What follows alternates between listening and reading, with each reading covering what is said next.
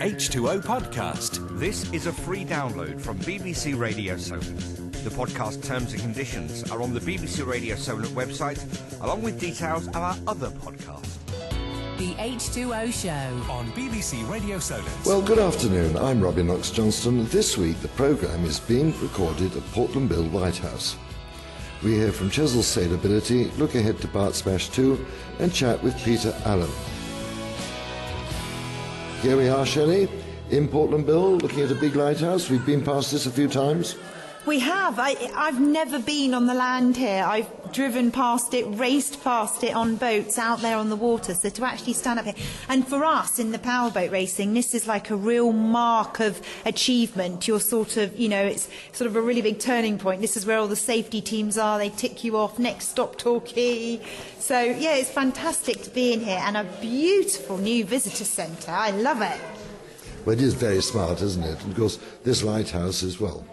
Been going a long time, but absolutely essential for seafarers. The light itself is visible way out into the channel, but we happen to have picked a day when the mist has really clagged down on visibility. Well, yeah, today, when we got here first thing this morning, it was beautiful, wasn't it? And now the fog has absolutely rolled in and just shows how useful this is. You can actually just hear the foghorn. We'll go and listen to that later a little bit more closely. But yeah, amazing. We can't see, what do you reckon, 100 metres out there?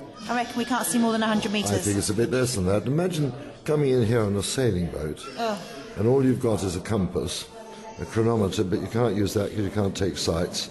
You've got a lead line, and you hear that foghorn, and that is the one thing that says, I know where I am, because that is distinctive.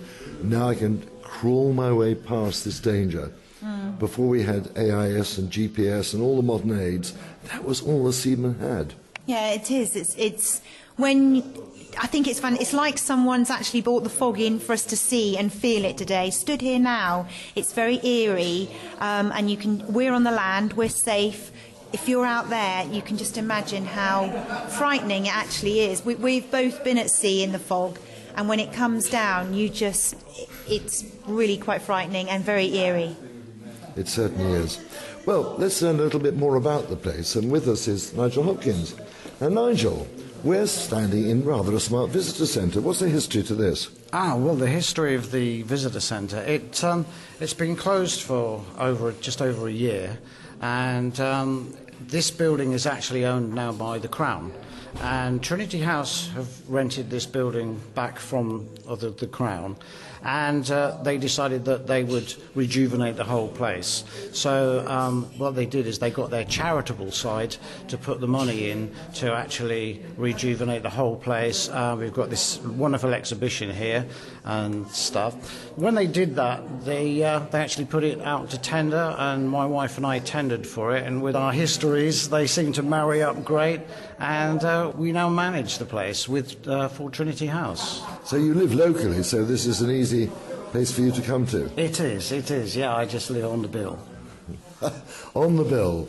Yeah, amazing people refer to it as on the bill, Portland Bill, on the bill. Yeah, it's wonderful there. And this is a very smart setup. What was it like when you took it over? Well, when we took it over, it was all finished like this, but before it needed a new roof on for a start, which Trinity House did. It needed lots of work done to it. As you realise, property here, if there's no one in a building for a time, with the atmosphere, they degenerate quite quickly. So it had a lot of work done to it, and to bring it up to this present state now. And they brought stuff down, like they brought lenses from other lighthouses and things like that. And there's lots of information when you go around the place to look at. And of course, we've got the lighthouse tours. You can actually climb the lighthouse. Well, I was going to come on to the lighthouse, because actually you're attached. This building is attached to the lighthouse, which of course is still active. It is. It's a main navigational, and as you said, there's loads of people. We know a lot of you can't not know seafaring people if you live on Portland. And every time people say, well, there's GPS, why do we need Portland Bill Lighthouse? The whole place just goes in an uproar saying, don't get rid of Portland Bill Lighthouse. We love to see that out of our bridge, or when we're driving or racing. it's confirmation. I don't know about you, but I argue with my sat-nav, and it's confirmation for anybody out there with GPS that they look up and they see the light of Portlandville. Well, Definitely.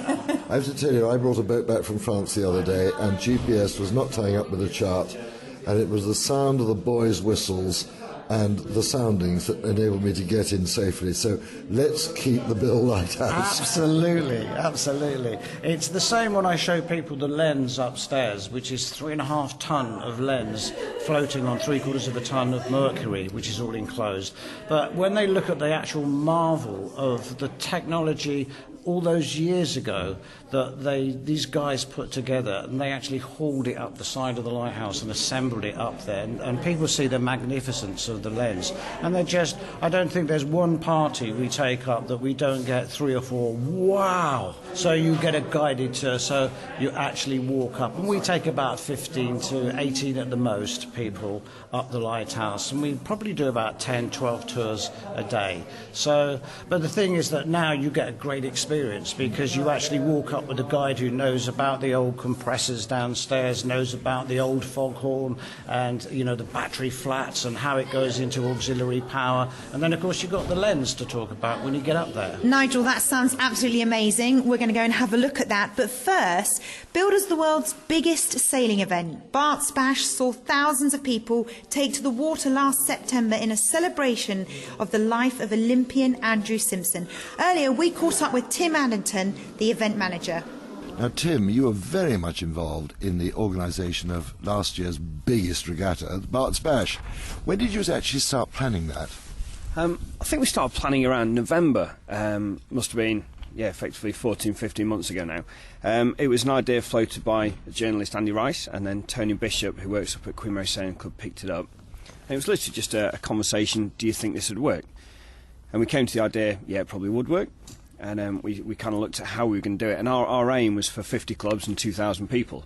And we thought that was going to be a big regatta. And really, we kind of put a bit of effort into it. And we launched it via Facebook. We just did a Facebook post.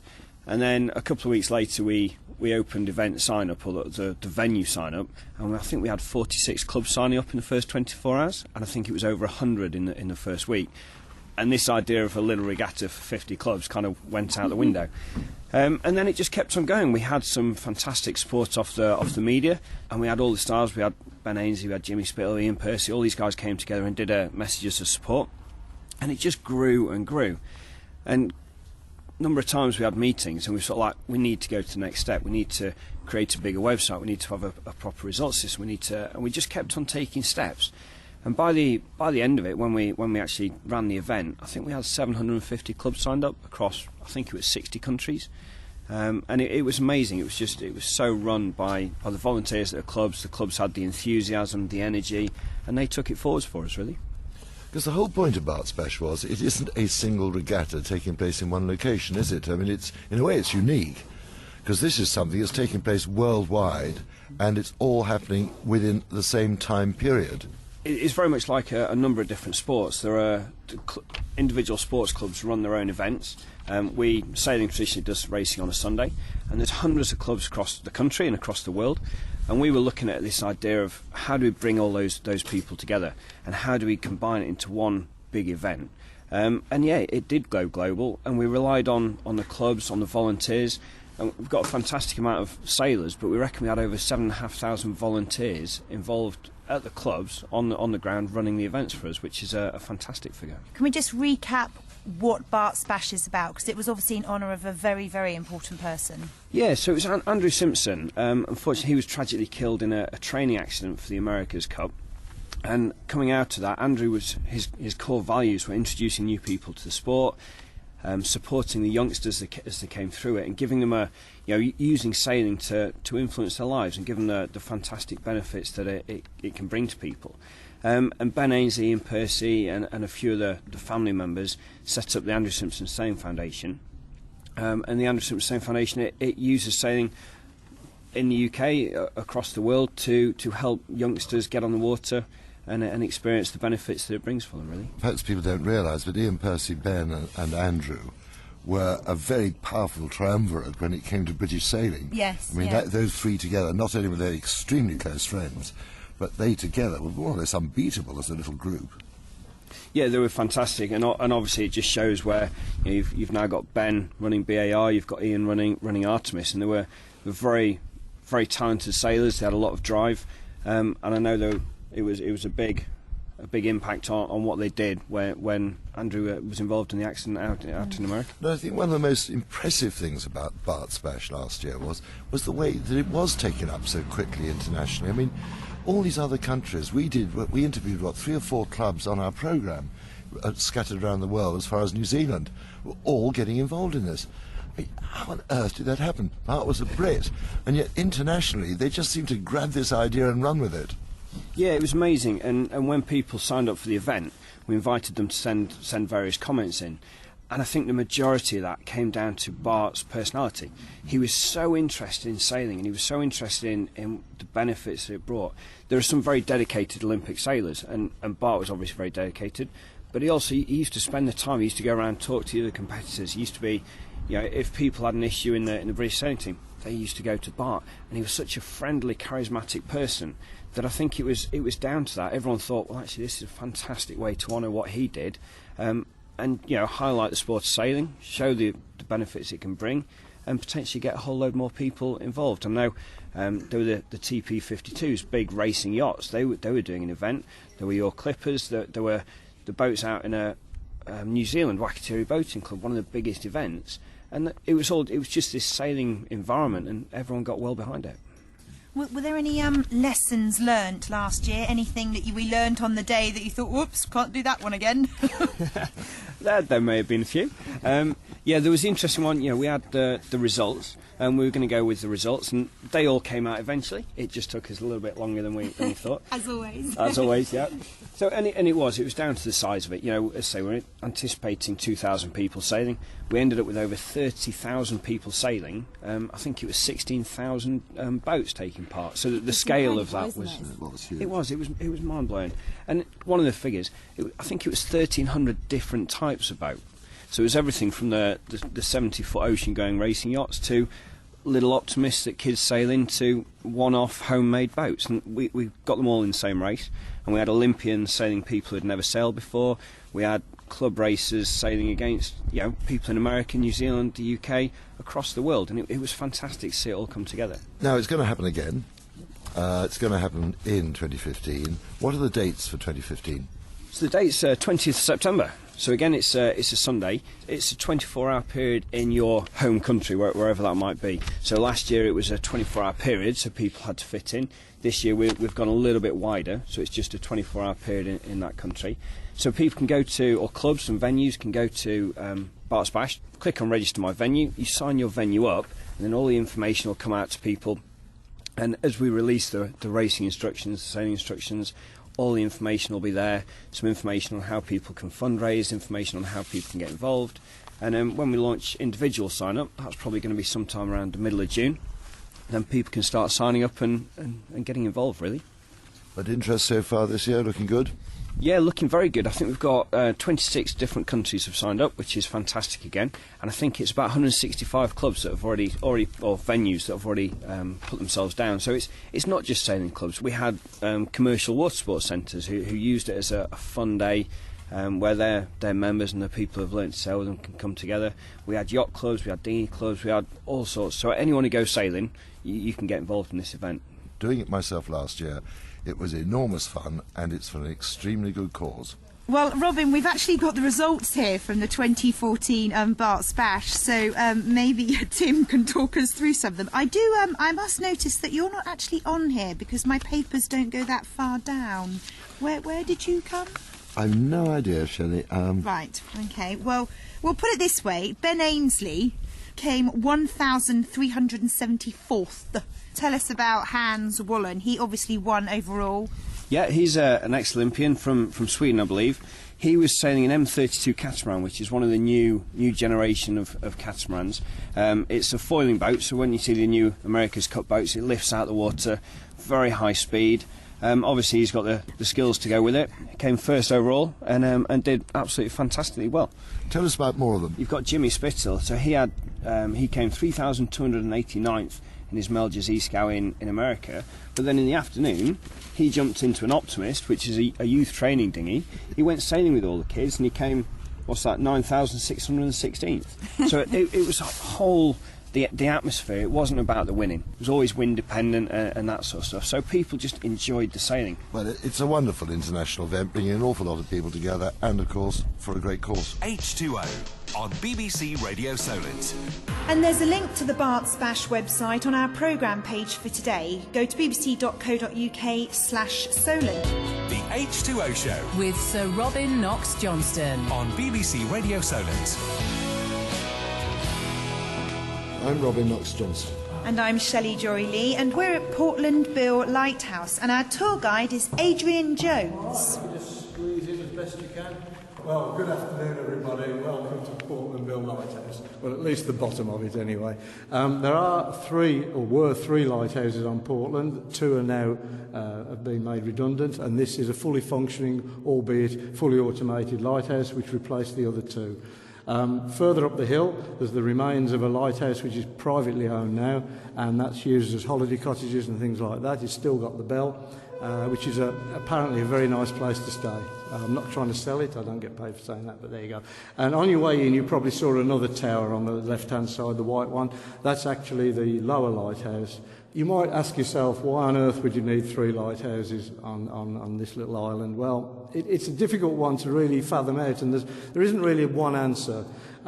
They were built historically from about 1720 onwards, constantly being revamped and improved, but it didn't alter the fact that they were quite a long way up the hill, and I think one of the biggest problems was, frankly, they weren't at the end of the bill, and one particular very bad stormy winter, a number of ships were lost coming down the coast, and I think Trinity House decided probably enough's enough, we need to get this sorted out and put a lighthouse at the end of the island rather than halfway up a hill. And when they did buy this land, they spent 2 years building it. It was opened in 1906, and it was built from the local stone in the area. So I rather think that the quarry was just about working out, and so the spot. But we can't actually find out the actual reasons.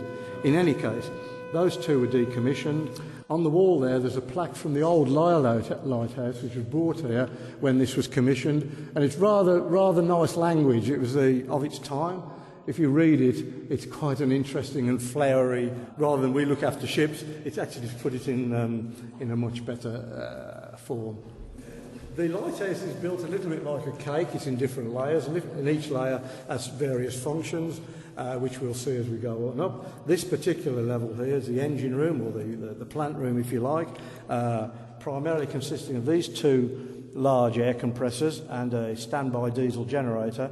The purpose of these was to fill those tanks with compressed air, which finally found its way up that black pipe, which goes through the floor, and then we'll meet that a bit later further up. And that was to power the old foghorn. And believe you me, that was a foghorn. It was about 130 odd decibels. It was enormous. It was working up till a few years ago. They used to run it at weekends and things. Yeah. And we are trying now to negotiate with Trinity House to get it going again. Because if you've not heard it, this is nothing. This is just an angry man in a cortina, trust me. It is immense. Why do you need a massive big foghorn? Well, you've got to understand shipping. The nature of shipping's changed enormously. When this place was built, there were still sailing ships, and all the problems associated with sailing ships. Modern navigational aids didn't exist. I mean, my phone knows where I am now, to within 10 feet. But I mean, in those days, you'd have what would you have? Well, Sir Robin would know.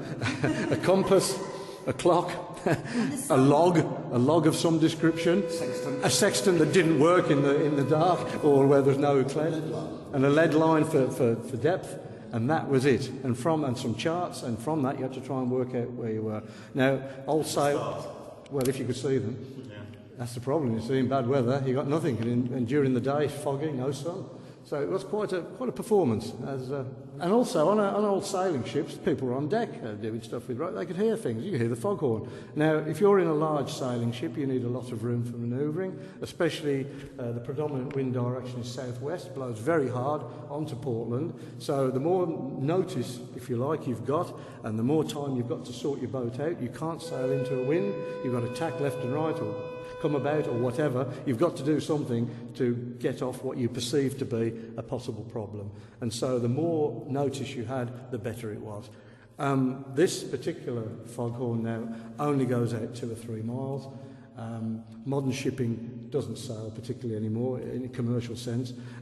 Navigational instruments are much better, charts are better, the whole thing's a lot easier. Things don't get blown on the shore like it used to, but smaller boats, fishing boats, pleasure craft and all the rest of it, they do come inshore. And today, if you just set out from Weymouth this morning, it was a lovely morning, the sun was shining, beautiful. 10 minutes later, this lot came. And if you could hear this, you're about 2 miles off, you think, oh, I better check, I better see where I am here, this is getting a bit, getting a bit lively. And that's exactly what it's about.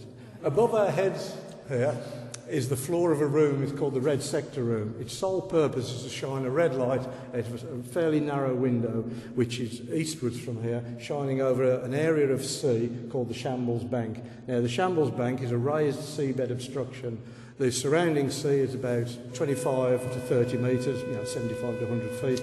But over the bank itself, it shallows right off to about 5 metres, 17 feet, something like that, 16, 17. Clearly an obstruction, especially for a deep draft vessel. As I said, most large vessels are well out at sea now, so it isn't really an issue. But if you are sailing this way and you see a big red and white lighthouse with a red light in the window, it's very prudent to check your charts and see what the dickens it's all about, because on the charts it'll identify the area that the red light covers, the actual sector light, and you'll see it as shoaling or shallowing of the water. Like I say, the large vessels don't really have a problem with it, but in a small boat it gets quite exciting because the currents down either side of the island are very strong, and when the tide or the current hits this bank, it rises up. You get an effect called overfall, where the water actually sort of rolls and boils, and it's quite exciting in a small boat, as probably Robin would realise. I've been in it, and the boat will stop, turn around, go this way, that, all over the place. So at least if you see the warning, you can make a choice. Shall I shoot off the other way, or shall I give it a chance and hang on tight? And that's basically what it's for. In addition to that, we have a thing called the Portland Race. Now, this is super exciting. There are 2 very strong currents that flow down the east and west side of Portland and meet just off the southern tip.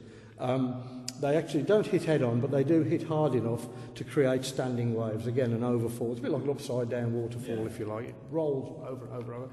And on particular phases of the moon, when the tides are running particularly hard, or springs or neaps or whatever, you get a very strong turbulence, which you can actually hear from the land. It's roaring, and it's exceptionally dangerous for small vessels because it doesn't go anywhere. It just stays in one place, more or less, going up and down. So what tends to happen is old chappie will come out with his yacht. He'll say, "This is a nice day." He'll come herring down here on the tide. Splendid. Turns around the corner into a 10-knot tide. His boat can only do 6.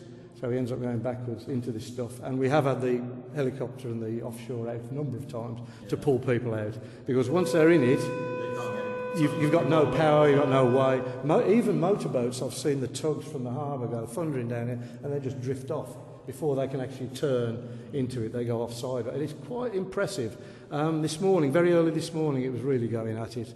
And again, avoid it. So if you're in the Portland Bill area, check your charts. All this information is on the charts. So the lighthouse itself, it's a lighthouse, it's a foghorn, it's a marker of dangerous areas and dangerous conditions. So it does a number of functions. Right, well, we could make our way up if we're all up for that. Yeah. Okay, let's go. We'll make our way up. We'll go past the room with the red light. There's not a lot to see, sadly, to the next level, and then we'll stop and I'll catch my breath and you can do what you like, and we'll carry on from there, okay? Sounds good, yeah. The H2O Show on BBC Radio Solent. This week we're recording the show at Portland Bill Lighthouse, and with me is Shelley, Jory-Leigh. More from here with our guide Adrian Jones soon, but first to the Weymouth and Portland National Sailing Academy. You may remember in our special programme from Weymouth Sailing Club in September 2013, we had a chat with the brand new Chief Executive of the Academy, Peter Allam. Well, we thought it was high time we caught up with him again. Peter, how are you settling into this job? I think I'm doing okay, I think. It's been an interesting 18 months. Full on is one way of describing it. I think my wife would like to see more of me, that's for sure.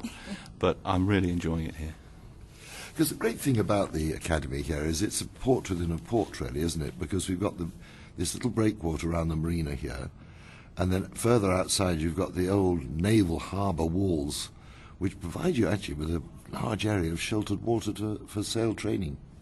It's a fantastic location. We have the advantage of being able to sail all year round, racing and training. And as you say, we've got the sheltered waters of the marina where people can just go out and learn for the first time. We then go out into the harbour and whatever the wind's doing, unless it really is stupid, we can lay on some training or racing. And then we've got the fantastic waters of Weymouth Bay where we can set up multiple race courses. We do have this facility now, and it's a pretty big facility, a great asset to the sport in the country. It's a fantastic resource, and our challenge is how to keep it running, to be honest. So that was the first thing I had to come to terms with, is how to look to make it sustainable.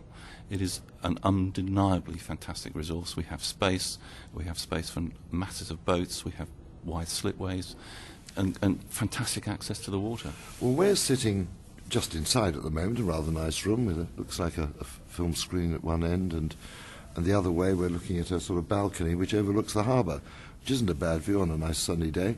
This is only a very small part of what you've got here. Absolutely. We're in what we call Spinnaker's Lounge. It wears many hats during the course of a year. We're actually sitting in a part of it that is registered. We can carry out wedding services here. We have quite a few wedding receptions during the course of the year. As you can see, it's laid out for a conference at the moment. We have a fantastic balcony, and right next to it is a bar and our catering facility. Well, frankly, I'd like to say a little bit more of it. Can you show me around? Certainly. Follow me. Well, shall we start on the balcony? Let's just walk out there now. It's a very pleasant day today, actually, and right in front of us we've got a lot of windsurfers buzzing around. We've got a 3-day training camp for 70 techno boards, which is the young sailors' version of the RSX. It's an RYA training camp, and we're on day 3 now. They're looking pretty confident. I mean, you watch them sailing out there now. Were these people new to it when they first came here? Not this weekend. This is, as I say, a training camp for them. They've all been coming into the sport at least a year ago, probably. So, as you can see by the level of competence, they're relatively experienced. Well, they're sailing between us, the big slipway here between us, the breakwater, and of course the marina, and then the inner breakwater, as I call it, which is actually inside the harbour. But actually, you know, when you said it's a safe place for learning to sail, it is, isn't it? It's very protected here. Absolutely. With a narrow entrance, so there's very little chance of anybody coming to any harm here. I noticed all you've got sort of like individual camps down there. They've all got their own sort of minibuses and trailers that they're holding their boats in. So is this like lots of clubs coming together? This is pretty typical of the windsurf community. So they've got trailers for the boards, camper vans, etc. So actually this is the parents bringing their side of the party with all the assets they require. So it's a lovely social gathering then, really. You've got the families are sort of having their own parties on the land here, while the kids, as it were, are out training on the windsurfers. It's great. That's right, and fortunately we've got the space to accommodate everything too. Well, you have, because, I mean, we look out towards the south here. You've got a boat park. Looks like, I'm not sure what those are. It could be a moth. But you've got a whole lot of small dinghies. And then in the distance, you've actually got some much larger boats, some cruising boats. That's right. It's another thing we do, really, as another source of revenue, in that, given the space we have, during the winter, we offer a lot of winter storage. So we have a haul-out facility. We can wash down and do extended 6-month storage during the winter, because one of the problems people have in Portland Harbour is it's difficult to get insurance for your yacht to be on a mooring during the winter months. So we're happy to help out by storing them here. That sounds like common sense to me. I mean, why not? We got the facility, use it, get the money in, help subsidise the centre. Yeah, absolutely. It is a juggling act, though, because, for example, last week over the Easter, we had the Youth Nationals, the RWA Youth Nationals, 256 boats. So we've had to fit them in, plus the entourage that comes with them, all the cars, parents, etc. So we have to juggle to make sure that we don't compromise the site for any one user group. Yeah, okay, I buy that. You've still got a few boats left there now, and it's after Easter. Are they going in the water soon? They can't wait to get afloat now. And to be honest, we need the space back. Peter, if we were stood here 3 years ago on the balcony looking out over the car park, how different would it look? The place was absolutely full. Obviously, you had all the London 2012 imagery, the banners, etc. We're looking at the dinghy park would have been full. Looking beyond that, we'd have looked at where all the keel boats were stored, the Stars, all the coach boats, the RSX dinghy park. As that was all happening, where were you? What were you doing? I had the privilege of working for LOCOG, London 2012, and I was the deputy competition manager for the Olympics themselves, which was a fantastic experience, and I went on to be Paralympic competition manager. So what was your daily role? Where were you? Were you London? Were you here? Here every day during the games. In the build-up, in the preceding years, I was there for 2 years. Half the time we'll be in London, the other down here. But for the Olympics themselves, very much here every day for 3 months, 6 o'clock in the morning till 10 o'clock at night. And, of course, tell us a little bit more about your Olympic background, because you are an Olympian. It does seem a very long time ago now, but yes, 1984 I was Flying Dutchman crew for Joe Richards, Los Angeles Olympics.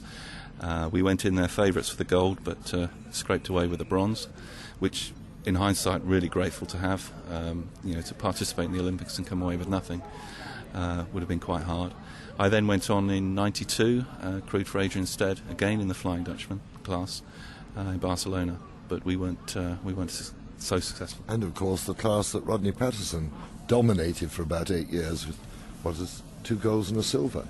That's right, 68, 72 and 76 with the silver, yeah.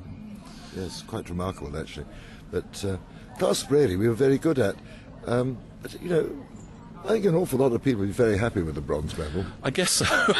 I'm certainly happy to reflect and have it now, yes, that's for sure. Peter, is there a speed limit out there? Yes, within a certain distance of the shore, and it's marked by a line of white buoys around the edge of the harbour, you can't exceed 6 knots, and they're pretty hot on that, which is good because it does keep it safe. Yes, I know, but it would be a fantastic venue for a powerboat race. In the main part of the harbour, you can exceed the 6 knots if you're under 10 metres. No, come on, I did 32 knots here in my catamaran.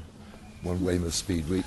Well, that still goes on as well, actually, and it's one of the events we have later this year, and you're more than welcome to go as fast as you like. And that, Shelley, was without using a teacup worth of petrol. Oh, he's on his petrol usage again. Okay. Well, let's go and look at a bit more of the building. So we've come away from what we call the dry area, and it's easy to tell the difference. Carpets on the floor. We're now in an area where there's absolutely no carpets whatsoever, and people can come in as wet as they like and use the cafeteria and other meeting rooms we have. Fantastic. And through here, this is wow. This is certainly a big room in here. Woo! So as you can see, you probably can sense the noise changing now. We've got a lot more echoes. We're in one of the old, what was the Royal Naval Air Station hangars, which has been converted into our event hall. Well, that's one of the names we give it, depending on the activities. And this, again, is another multi-activity space for us. So you're going to have... It can be hard to imagine this with what you can see at the moment. Is a very echoey, empty hangar. We can also hang up a tent, effectively, a liner, which serves as an indoor marquee, and we can sit 300 people for a 3-course dinner and a party afterwards. Something's been going on in here this morning. We've got a whiteboard up, so loads of bags and things, and there's a nice little wet patch, a little big wet circle. So we've obviously had some students in here learning about something. They've been out on their windsurfers and then come in. What's happened there? Exactly. It's the Techno training camp. Would have been out this morning, come back in, done some analysis of what happened on the morning, talked it through, and you can see the large wet expansive area where they would have sat down while that briefing was going on. Well, we've got a load of, looks like offices along the side of this hangar. What goes on in there? Again, depends what's going on. If we're in training camp mode, they're effectively lecture rooms or teaching rooms with various resources in them. And if we're in event mode, they can be protest hearing rooms, media rooms, race management rooms, absolute variety. We change them, whatever to meet the need, basically. And Peter, it catches my eye down the end of this little balcony. It looks like a lift. Yeah, that's one of the disabled lifts we have. We have 2 on the site, and that's one of the great legacies from the Games coming here. We won an award from the International Paralympic Committee for the disabled facilities we have here, and I'm very proud of that. Certainly when we were audited, as it were, pre the Games themselves, the Paralympics themselves, there wasn't one issue we had to overcome, and it's a great legacy to have. So we Brits can do it, even if internationally they've managed to lose us sailing in 2020. Yeah, I mean, that's a sore point. Hopefully it won't be the setback that we're all fearful it may be, and I'm really hoping that there is still a slight outside chance we can reinstate it for 2020, but certainly get it back in for 24. And so say all of us. Okay, we've moved downstairs now, and I believe we're in the dinghy park now, is that right? That's correct, yeah. And it's lovely to see that we've got the British sailing team here. They look like they've just come in from a sort of tough training course out there this morning. Is this their main headquarters? Yeah, we're very lucky and privileged to be able to host the British sailing team at all levels. Their Olympic podium squad, as they call it, which are the guys they hope are going to deliver the goods, the elite part of the squad. We've also got their podium potential sailors. The Paralympic sailing squad are based here too. So it's a fantastic resource to have here in terms of inspiring others who come literally from grassroots and see where they can go in the sport. I mean, yeah, for young people to be here sailing today on sort of like a pleasure day, but have those guys with them on the same water, and they can go and chat to them and everything. I mean, these are our potential Olympians just there. It's great. And the great thing for us is we get to see them coming through as youth sailors right through to Olympic squad and hopefully, winning their medals. And I'm really proud of the fact that a lot of the staff here follow those guys right through the Olympic pathway. And the events this year, what have we got coming up? It's going to be another great year. So far already we've had the Topper Winter Regatta, we've had a bunch of match racing events, World Championship qualifiers for several classes. And of course, it's only April. Yeah. we're just getting going. Last week was the Youth Nationals, which was a very big event for us. As I said, earlier, 256 boats, several classes, and again another successful event. The weather wasn't quite as good as we had in previous years. Bit of fog coming in, as you can see today, which is symptomatic of the weather conditions at the moment. So that did keep everyone afloat for a whole day, unfortunately, and the irony was it was the best wind that day. These things happen. Another highlight coming up this year is the ISAF Sailing World Cup event, which is part of a World Series. It was probably the equivalent of Sail for Gold in previous years, although it's a different format. The top 40 boats from each of the Olympic classes will be here, so 400 boats. We have seen up to 800 in Sail for Gold in the past, but it is the best sailors throughout the Olympic classes, and we're really looking forward to that in June. Thank you, Peter, for showing Robin and I around. I mean, it's lovely. I wish I lived closer. It's absolutely fantastic facilities. So thank you very, very much, Peter. Thank you very much indeed. It's been a pleasure. And there's a link to the Academy website on our programme page for today. Go to bbc.co.uk/Solent. This is H2O from BBC Radio Solent, and this week we're recording the show at Portland Bill Lighthouse. Our guide is Adrian Jones. All right, now, there is a chair there, but we charge £10 a second. This is called the service level, and this is where the lighthouse keepers would have done their duties effectively from this level. It's a bit austere now, I'm afraid, but originally it would have had a bit of a cooker and a heater and stuff like that. Although the keepers didn't live in the tower, they lived in the house next door. That was the last chap brought his family up there. They'd have done all. This had been their centre of operations, effectively. It would have been less austere. There would have been a few bits and pieces for comforts, but like I said, they live next door, so it's not that good. They don't actually live in the tower. A lot of lighthousemen did, especially if they're out on rocks. And that must have been a bit tough, actually, compared to this. This is quite a cosy, a pleasant place to be. The lighthouse keeper has actually been replaced with that box on the wall there. That monitors every function of the lighthouse, and as long as all the lights are green, everybody's happy. If something does go wrong, Trinity House in Harwich, their central office as it were, is immediately notified, and they send somebody out to sort it out. Not from Harwich, but the local repair guys. That monitors the state of the lamps, whether they're alight or not, and the little black box next to it actually measures the hours of burn on each lamp. So they have a limited life, I think it's 4,000 hours or something like that, and obviously they can monitor that as they go along. It wasn't always quite as simple as that, though. When this lighthouse was built, it was oil lamps. There was no electricity on the island until about 1932 or 38. Very late getting to Portland. Always been a bit behind there. So it was a pressurised kerosene lamp, something like a primer stove type arrangement, pressurised paraffin, which was up there, which would hiss quite loudly as it was burning, and their job was to listen for this. If it stopped spluttering or failing, the chap would have to run up there a bit quickly and do something about it, because if it did go out, or misfire as it were, it would spray hot paraffin all into the inside of the glass dome, which when it did relight, it'd end up with no eyebrows and a black face. So it was important that he kept on top of that. And in fact, if a lighthouse keeper was found asleep at his duty, instant dismissal, absolutely instant. Because you imagine the implications of the light going out or something going wrong in weather like this or a storm. So the punishment fitted the crime. Trinity House adopted a very severe and strict regime on all the lighthouse duties. It was the same thing every day. At the end of in the morning, the lamps would be taken apart, cleaned, put all back together again. Everything cleaned and polished, everything replenished for the next duty. And this went on 7 days a week, 365 days. So it might seem a glamorous life as a lighthouse keeper, but you probably needed to be quite... They were quite well looked after. Oh yeah, it was quite a good business to be in, but it did mean you have to spend weeks out on some miserable rock. And they kept changing lights. Yeah, there were 3 stationed here, I think, at one time. You'd have the main man, you'd have a sub-lieutenant, and then there was an apprentice who was learning the ropes, who had to go and run up and down and get the tea and such like.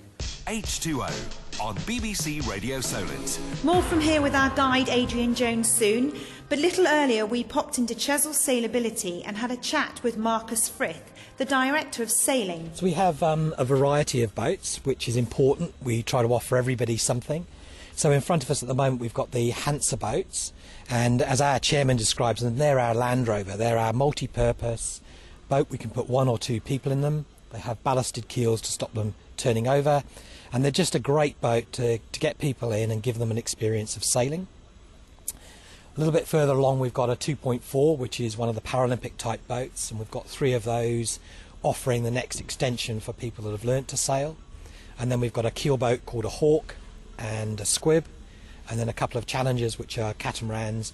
And those little steps are all about getting faster and more technical and just giving people an opportunity to explore their sailing. Marcus, is there a limit to the disability? Can anybody come down with any disability? One of the things we try to do is not have to say no to anybody, so we're very lucky being here at the site of the Olympics. The facilities are fantastic, so we can offer physically disabled people, visually, hearing and learning difficulties, all that same opportunity on site, and we're lucky with the way the academy's laid out. Of course, one of the things that would encourage people is the fact that someone who's disabled and thinks life has come to an end, they can come into sailing and they have been able to actually get to the Olympics. Now, to what extent do you think the loss at the moment of the 2020 Paralympic sailing in Tokyo is going to affect recruitment into Paralympic sailing? I think it's going to be challenging. We're an aspirational type of sport. People need goals and they need those incentives to stay in the sport, particularly if they're racing. And I think long term, our recruitment at under 16 at the moment is going to be harder and more challenging because there isn't that opportunity and pathway for them to succeed at that top level. And we all know the many Olympians that have come from this area, particularly Rodney Patterson just over in Poole, who probably actually helped a lot of young people get into the sport in the first place. So you think that this will be a disincentive for young people for the next, well, we've no guarantee we're going to get 2024, have we? No, and I think that's the biggest challenge at the moment is that's although it seems like a long way away, we're actually now looking at recruiting those youngsters now. So yes, that is going to be a big challenge for us. If they think that another sport has a direct link to that opportunity at Paralympic level, that's probably going to be their choice over us. But you know, to help disabled people get sailing, an awful lot of people put in a lot of voluntary work, don't they? Have you got a good core team of people that give you a hand down here? Yes, we have, and we've got we're well into the 80 margin of volunteers, and they're absolutely essential to us. And unlike other sports, where you need perhaps just a couple of people to run a five-a-side football team, we need upwards of 30 per night just to deliver our standard programme. And of course, that's all been assisted by two big benefactors locally. So Rod Shipley died recently, but his wife, Velma Shipley, has been a huge contributor to us, helping us to buy a hawk and two Hansers. And also Zoe Lloyd, in her memory, we've had the Project Zoe team who've raised a substantial amount of money that's enabled us to buy a Hanser boat and a rib of our own. So not only is the volunteer team working out on the water, it's also working with our fundraising and our community support, which has been absolutely huge. And without that, we really couldn't operate. So where do you meet? Is it actually here? And what night do we meet on? Yeah, you're standing on a wonderful sunny day, so it couldn't be better. Everybody comes and meets here, which is at our porter cabin. We have a reception team that log everybody in. We then assign them out to the boats for the evening sail. We have a race team on a Monday night, and they're off to some championships this year, including the Europeans in Rutland. And then we have our open sailing is on a Tuesday afternoon and a Tuesday evening. And we're really pleased to say we've got some groups coming this year. We've just been developing slowly, but we've got some local community groups going to come down and we'll take the whole group out on a Tuesday afternoon. And how important is it to be part of the Weymouth Portland National Sailing Academy? I mean, this is obviously absolute gold dust spot here. Does that help? Well, one of our most significant supporters is the Academy. Without their support, we just wouldn't have ever been able to get to the point we are now. We have a fantastic partnership with them, and this site is simply the best one you could actually wish to have. It's flat. We're looking out on the paving slabs that form the dinghy park. It's a fantastic place to roll a wheelchair, and they really enjoy the ability to mix with the Paralympic teams that train here. They can wander around in their wheelchairs. They've got full accessibility to the whole site on their own, unaided, and that's a really, really big amount of freedom, which of course is something that's very important to them. Well, we just have to hope that the failure of some faceless bureaucrats to put in a decent submission for the Olympics in 2020 won't discourage people from coming and joining you here, Marcus, and encouraging what is a growing sport and a growing opportunity for disabled people. So good luck with it. An awful lot of us are behind you. An awful lot of us are still fighting in the hope that we will get sailing back into the 2020, and that will, of course, give your young people something to aspire to. Thank you so much. Thank you. And there's a link to Chesil Sailability's website on our programme page for today, bbc.co.uk/Solent. You're still really angry about this, Robin, aren't you? Yes, I am. We've been developing disabled sailing now for some 20 or more years. It's been spreading all over the country, all over the world. And this slap in the face because some bureaucrats didn't do the job properly is probably going to discourage nations from setting up disabled sailing that would have done it. So yes, I am angry. A lot of people have been deprived of an opportunity because some people wouldn't do their job properly. And am I right in saying, you were explaining to me earlier, that a lot of new countries had actually taken this on board and come into disabled sailing and preparing Olympians for it, and now we're just going to lose them? Well, that's right. I mean, the place they're aiming for is to be in the Olympics. You suddenly remove the Olympics, where's the incentive? All that enthusiasm will disappear. And they'll go to other sports, won't they? If they can go to anything. The great thing about disabled sailing is we've set it up. We've got the equipment, we've got the trained people. Are there other sports that can replace it? There aren't that many.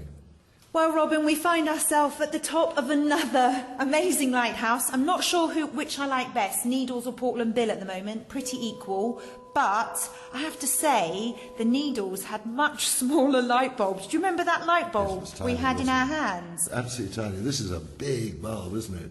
But, you know, isn't it a fascinating piece of engineering? Over 100 years old, and getting all the history from the tour guide was just so fascinating. But what went on to create this and to keep it working absolutely regularly? It had to be reliable, and of course it was. But you say 100 years old, and it is solid, it's sound, nothing's breaking, it's still shiny and new, and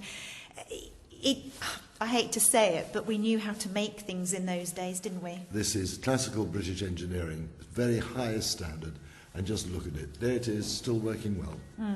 Well, thank you to everyone for making this recording possible, especially to Nigel Hopkins and Adrian Jones for hosting us today.